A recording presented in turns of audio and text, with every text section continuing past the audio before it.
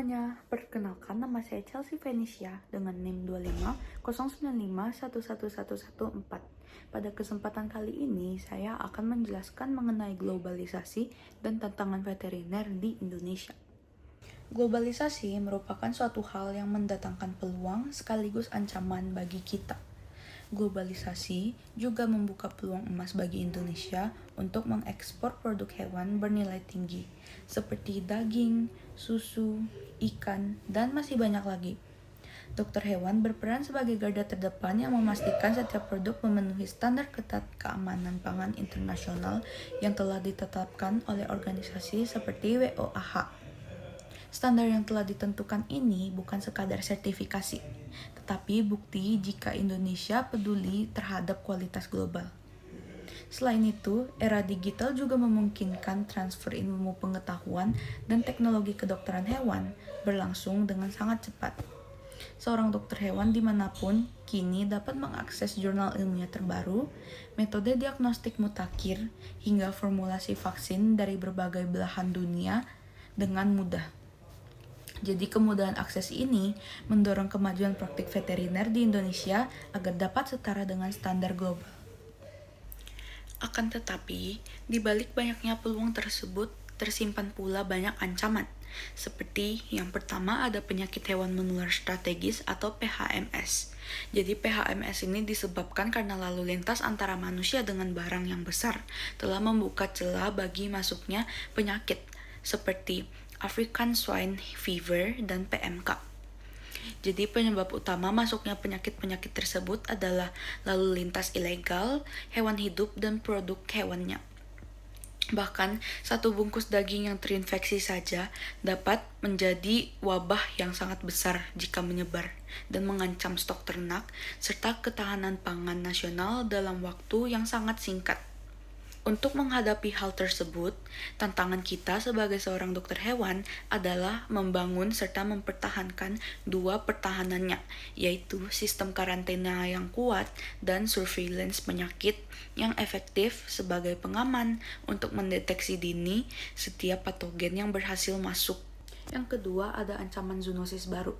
Jadi ancaman ini disebabkan karena praktik seperti perdagangan ilegal hewan satwa liar atau IWT yang tidak hanya mengancam keanekaragaman hayati, akan tetapi juga meningkatkan risiko kesehatan global yang serius karena hal tersebut menjadi sumber utama dari emerging zoonosis.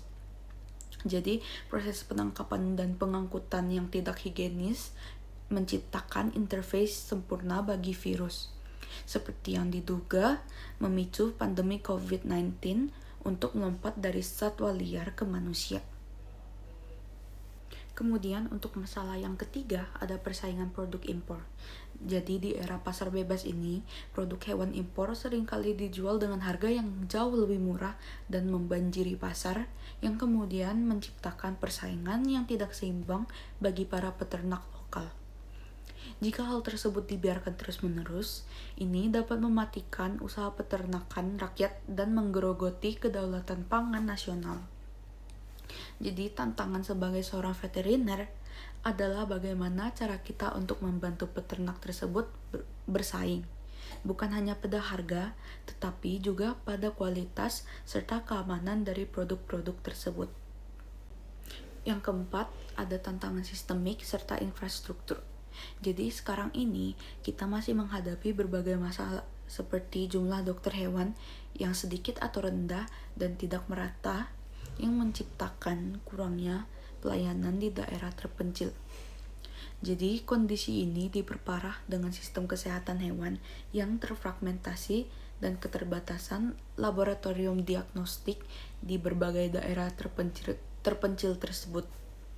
Keterlambatan diagnosis ini dapat berakibat fatal, khususnya dalam menghadapi penyakit-penyakit baru yang membutuhkan respons secepatnya. Kemudian tantangan yang kelima atau yang terakhir ada tantangan sosial dan budaya. Jadi sekarang ini kita juga sering kali dihadapkan pada kurangnya kesadaran masyarakat tentang pentingnya menjaga kesehatan hewan atau konsep One Health. Kemudian banyaknya praktik peternakan tradisional yang rentan penyakit serta maraknya hoaks terkait dengan vaksinasi yang dapat menggagalkan upaya pengendalian wabah yang diadakan oleh pemerintah. Jadi, untuk menghadapi tantangan-tantangan global ini, seorang veteriner harus menguatkan perannya. Jadi, sebagai seorang veteriner, upaya yang dapat kita lakukan harus berfokus pada sistem penguatan serta peningkatan kualitas. Seperti yang pertama, ada mengatasi kesenjangan layanan dan infrastruktur dengan cara memberikan kebijakan afirmatif untuk pemerataan dokter hewan ke daerah terpencil. Selain itu, kita juga harus memperkuat jaringan laboratorium dengan sistem surveillance di seluruh Indonesia agar early warning system berjalan dengan optimal.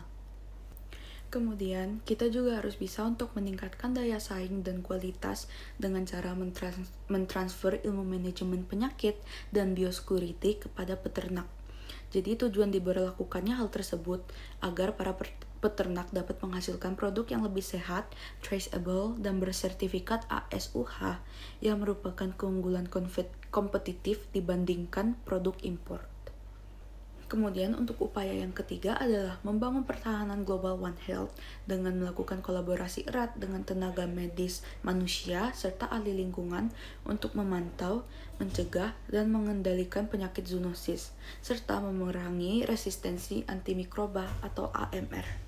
Lalu upaya yang terakhir atau yang keempat adalah melakukan edukasi dan advokasi kepada masyarakat untuk meluruskan disinformasi yang beredar dan membangun kesadaran masyarakat bahwa kesehatan hewan adalah investasi yang penting bagi kesehatan bersama dan ketahanan nasional. Jadi, Indonesia membutuhkan veteriner atau dokter hewan yang tidak hanya kompeten secara teknis, akan tetapi juga memiliki wawasan global, jiwa kewirausahaan, dan semangat kebangsaan yang besar. Masa depan ketahanan pangan dan kesehatan nasional sebagian besar merupakan tanggung jawab dari seorang dokter hewan. Sekian video dari saya, mohon maaf jika terdapat kesalahan kata. Akhir kata saya ucapkan terima kasih.